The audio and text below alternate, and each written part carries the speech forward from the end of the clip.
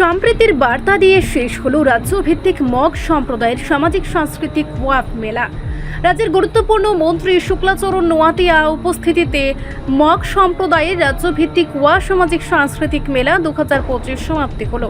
অন্যান্য বছরে নিয়ে এবারেও করবুক মহকুমা অন্তর্গত শুকনাছড়িয়ে মহাবোধি ইংলিশ মিডিয়াম স্কুলে শুরু হয়েছে দুদিনব্যাপী মগ সম্প্রদায়ের 22তম রাজ্যভিত্তিক ওয়া মেলা মগ সোশিও কালচারাল অর্গানাইজেশনের উদ্যোগে প্রদীপ প্রজ্বলনের মাধ্যমে দ্বিতীয় দিন তথা সমাপ্তির দিন মেলার সূচনা করেন সংখ্যালঘু উন্নয়ন এবং পিটিজি দপ্তরের মন্ত্রী শুক্লাচরণ নোয়াতিয়া। এছাড়াও উদ্বোধক হিসেবে উপস্থিত ছিলেন deputy secretary general IVC doctor Khemachara, Karbook বিধানসভা কেন্দ্রের বিধায়ক সঞ্জয় মানিক ত্রিপুরা, করবুক বিএসসি চেয়ারম্যান প্রণব ত্রিপুরা, পাইমং মগ সহ অন্যান্যরা। অপরদিকে দেখা গেল মেলায় আসা ক্রেতা বিক্রেতা এবং বিভিন্ন প্রান্ত থেকে ছুটে আসা সকলকে আনন্দ দিতে মঞ্চে বিভিন্ন শিল্পীদের দ্বারা সারা রাত ব্যাপী চলছে বিভিন্ন সাংস্কৃতিক অনুষ্ঠান। 22তম রাজ্যভিত্তিক ওয়া সামাজিক সাংস্কৃতিক মেলায় মন্ত্রী শুক্লাচরণ নোয়াতিয়া আলোচনা করতে গিয়ে এই মেলার তাৎপর্যের পাশাপাশি রাজ্য এবং কেন্দ্রীয় সরকারের উন্নয়নের পরিকল্পনাগুলোই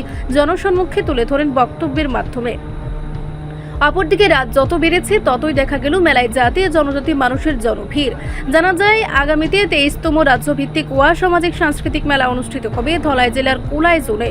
করবুক মহকুমা প্রশাসনের সহযোগিতায় এবং সাধারণ লোকজনের উৎস উদ্দীপনার মধ্য দিয়ে মগ সম্প্রদায়ের 22তম রাজ্যভিত্তিক ওয়া মেলা সুষ্ঠু এবং শান্তিপূর্ণভাবে সমাপ্তি হলো। আমাদের সরকারের মানসিকতা যে এভরি কমিউনিটি ট্রেডিশনাল কালচার সেটা যাতে হারিয়ে না যায়, তাদেরকে আরো উৎসাহিত করার জন্য, প্রমোট করার জন্য, আপডেট করার জন্য সরকারের যা যা করণীয় প্রসেস সেগুলি আমাদের রাজ্যের মাননীয় মুখ্যমন্ত্রীর নেতৃত্বে সেই ইনিশিয়েটিভগুলি নিয়ে থাকি।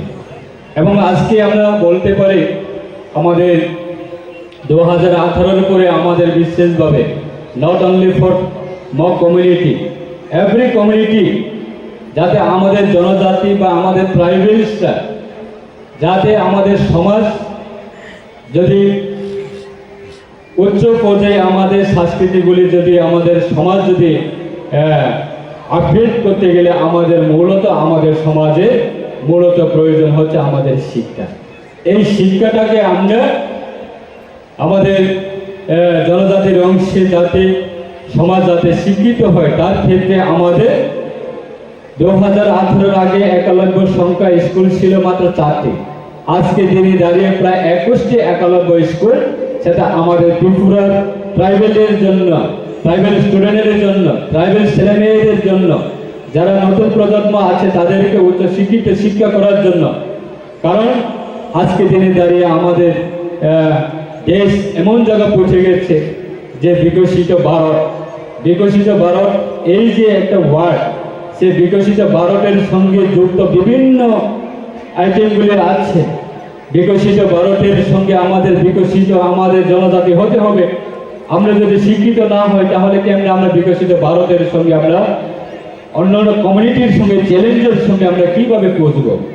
সেই ক্ষেত্রে আমাদের সমাজকে আমরা শিক্ষিত করার ক্ষেত্রে আমাদের অত্যন্ত শিক্ষার প্রয়োজন। তার জন্য আমাদের সরকার সেই ইনিশিয়েটিভ নিচ্ছে। আমাদের রিপোর্ট সংবাদ প্রতীক্ষা।